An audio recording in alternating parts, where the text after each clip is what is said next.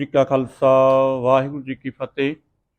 तो गुरु प्यारी साध संगत जी, मैं ज्ञानी जरनैल सिंह हैड ग्रंथी गुरुद्वारा पान साहब सच्ची मंजी नगर सैदेवाला तहसील बुढ़लाडा जिला मानसा तो आप गुरु कीਆਂ सिख संगतां दे नाल गुरुद्वारा साहब के इतिहास बारे ਜਿਹੜੀਆਂ सिख विचारां ਸਾਂਝੀਆਂ कर रहे हैं कि तीसरे पातशाह धन श्री गुरु अमरदास साहिब जी महाराज के चरणों का जोड़ा साहब गुरुद्वारा साहब विखे मौजूद है। सो ये जोड़ा साहब तीसरे पातशाह धन श्री गुरु अमरदास साहिब जी महाराज के प्रचारकों में एक प्रचारक ब्रह्म ज्ञानी बाबा सच्चन सच जी, जिन्हों ने कि धन श्री गुरु अमरदास साहिब जी महाराज के चरणों में 12 साल गोइंदवाल की नगरी में रह करके सेवा की है। सतगुरु जी महाराज के चरणों में रहिंदे होया सत वचन के अधिकारी हो करके अते सदा सच बोल करके गुरु के लंगरां की सेवा करते हैं। जंगल विचों लकड़ां कट्टण वास्ते जाते हैं, लकड़ां कट के लियाउंदे है, लंगर तैयार करवाउंदे है, सारी दिहाड़ी गुरु के लंगरां दे वरतारा करते हैं अते गुरु के बर्तन जिहड़े लंगर के बर्तन जिहड़े वो साफ करते हैं। सतगुरु जी महाराज ने इन्हां उत्ते रहमतां करदिआं होइआं किरपा करदिआं होइआं जदों 12 साल की सेवा पूरी हुई तो सतगुरु जी महाराज ने राजे की राणी का एक कौतुक वरता करके कि हरिपुर का राजा जिहड़ा हरिसैन वो अपनियां राणियां समेत सतगुरां के दरबार में दर्शन दिदारे करने वास्ते आया। जदों दर्शन करने वास्ते आया तो सतगुरां ने अपने सिखां नूं कह करके सारिआं नूं गुरु मर्यादा जिहड़ी दसना कीती, पर सतगुरां के दरबार में आकर के राजे की 7वीं सज व्याई राणी ने शर्म महसूस करदिआं होइआं पल्ला कर लिया जां घुंड कढ़ लिया।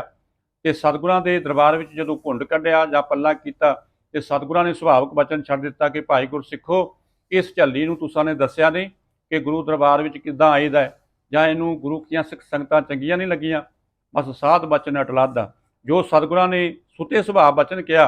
ये राणी जिहड़ी झल्ली हो गई, चीकां मारदी हुई कपड़े फाड़दी हुई जंगलां नूं दौड़ गई। बड़ा सारा राजे वल्लों लभ्या गया, 2-4 दिन बड़ी सारी कोशिश की पर यह राणी नहीं लभी, किसी पासे नूं मूँह कर गई। राजा 4-5 दिन रह करके सतगुरां के चरणों में ते सतगुरां तो विदायगी लै करके चलिया गया कि धन श्री गुरु अमरदास साहिब जी महाराज जे मिल जाए तो तुसीं अपने दरबार में रखना। हुण राजा अपने देश नूं चलिया गया। इस तो बाद बाबा सच्चन सच जी जंगल विचों लकड़ां लैण वास्ते जांदे है। समा अपनी चाल चलदा गया, कुछ समा बतीत होया, ये राणी इस पासे वल आई जिधर के बाबा सच्चन सच जी लकड़ां लैण वास्ते जांदे सी। ये राणी हुण बाबा सच्चन सच जी के गल पै जाती है। एक दिन इसने इतना अपना हल्ला बोलिया कि बाबा सच्चन सच जी के कपड़े फाड़ दिते, अपने हत्थां दीआं नौंदरां मारना कीतियां, जिहड़ा कि बाबा सच्चन सच जी ने बड़ी मुश्किल दे नाल अपने आप नूं इहदे तों छुडवाया अते फिर थोड़ियां लकड़ां लै करके गुरु दरबार विच पहुंचिया। जदों हुण बाबा सच्चन सच जी गुरु दरबार विच पहुंचे, सिखां ने देखिया ते सिखां ने सतगुरां दे चरनां विच बेनती कीती कि सतगुरु अज जिहड़ा वो भूरी वाला बाबा है पता नहीं किहदे नाल झगड़ा करके आया, उहदे शरीर विचों खून भी सिमरिया ते कपड़े भी पाटे हुए है। जदों सतगुरां अगे दस्सिया सिखां ने ते सतगुरां ने अपने पास बुला करके पुछया, कहन लगे कि बाबा सच्चन सच जी ये की कारण है। तो बाबा सच्चन सच जी ने हथ जोड़ के बेनती की, कहन लगे सतगुरु जिस पासे वाल मैं लकड़ां लैण वास्ते जांदा पता नहीं उस पासे वाल की बला है, चड़ेल है, जिन्हें कि अज मैनूं मार देना सी। कोई बंदा भी उत्थे लागे छडाउण वाला नहीं सी। बड़ी मुश्किल दे नाल मैं आपा छड़ा करके कि थोड़ियां लकड़ां लैके अज आया, सेवा विच बड़ा विघन पाया है ते कल मैं उस पासे वाल नहीं जाऊँगा, होर किसी पासे तो लकड़ां लै करके आवांगा। धन श्री गुरु अमरदास साहिब जी महाराज मुस्कुरा पए ते कहन लगे बाबा सच्चन सच जी वो कोई चड़ेल नहीं, वो कोई डैन नहीं, वो तो राजे की राणी है जिन्हें कि धन श्री गुरु नानक देव जी महाराज के घर का हुक्म नहीं मन्निया, हुक्म ना मनण करके उसनूं दुखांत भोगना पिया है। ते कल जदों तुसीं जाओगे तो सानूं मिल करके जाना। अगली सवेर जदों बाबा सच्चन सच जी जान लगे, सतगुरां दे चरनां में जाके नमस्कार की, बेनती की ते सतगुरां ने उस वक्त अपने चरनां दे जोड़ा साहब देना कीते। कहन लगे बाबा सच्चन सच जी जदों आएगी उहदे तन दे नाल छुहा दिओ, सतगुरां दी रहमत हो जाएगी, धन श्री गुरु नानक देव जी महाराज कृपा करनगे। बाबा सच्चन सच जी सतगुरां दा जोड़ा साहब चादरे विच वलेट करके लै गए। जिस जगह पर जाके लकड़ां कट्ठियां करते हैं, एक दरख्त के दोसांग दे विच जोड़ा साहब रख के ते लकड़ां इकट्ठियां करन लग गए। हुण कल दी तरह ये राणी फिर रौला पाउंदी हुई, छालां मारदी हुई, चीकां मारदी हुई बाबा जी वल्ले आए। जदों आके गल पैन लगे ते बाबा सच्चन साध जी ने सतगुरां दे जोड़ा साहब लैके इहदे तन दे नाल छुहाणा कीते। जदों इहदे तन दे नाल छुहाए ते सतगुरां दी किरपा हो गई। ये राणी शुद्ध बुद्ध आ गई, पिछा करके बैठ गई, क्योंकि तन ते कोई कपड़ा नहीं सी रहा। पागल होण करके अपने तन के कपड़े भी सारे फाड़ चुकी सी।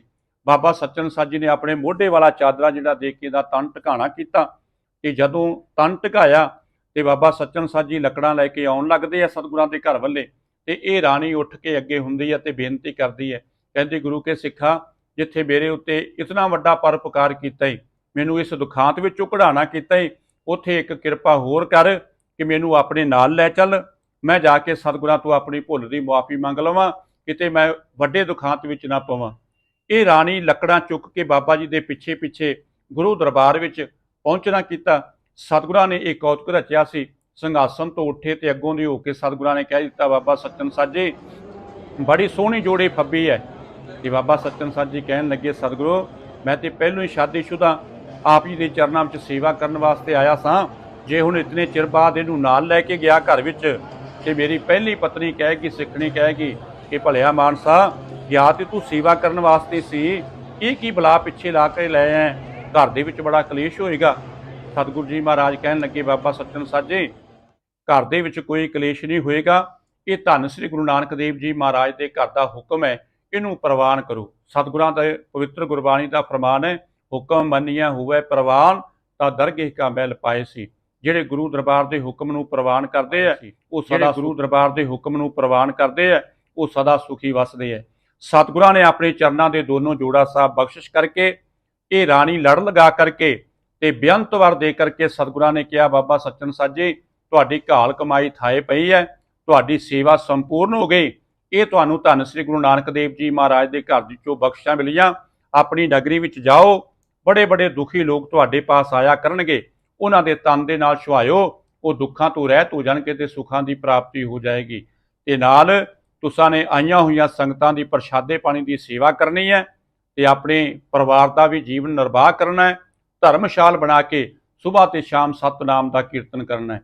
इस तरह साडे वड्डियां ने जोड़ा साहब प्राप्त किया, अपनी नगरी विच आए कि जदों 1947 का बंटवारा होया, उस तो बाद साडे वडेरे साडे बजुर्ग उस रौले तो बाद इधर चल के कंपां विच आए ते इस नगरी दे विच पिंड सैदेवाला विखे साडे परिवार नूं सरकार वल्लों जमीनां जिहड़ियां अलाटमेंट कर दित्तियां गईयां।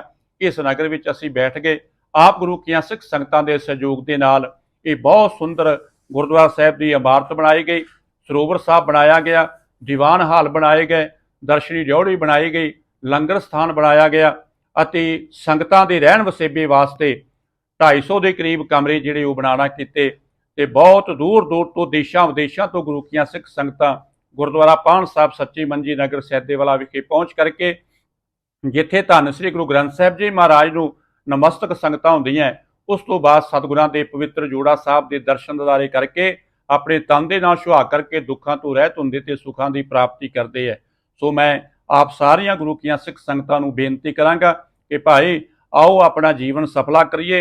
वड्डे भागां दे नाल सतगुरां दीआं ये बख्शिशां प्राप्त हुंदियां। जिस जगह तक तुसीं भी ये सरवण कर रहे हो, गुरुद्वारा पाण साहब सच्ची मंजी नगर सैदेवाला विखे पहुँच करके सतगुरां दे जोड़ा साहब के दर्शन दारे करके दुखां तो रहत होइए ते सुखां की प्राप्ति करिए, अपने जीवन नूं सफला करिए। आप सारियां संगतां नूं ये बेनती है, प्रवान करियो। बुलाओ फतेह। वाहिगुरू जी का खालसा, वाहिगुरू जी की फतेह।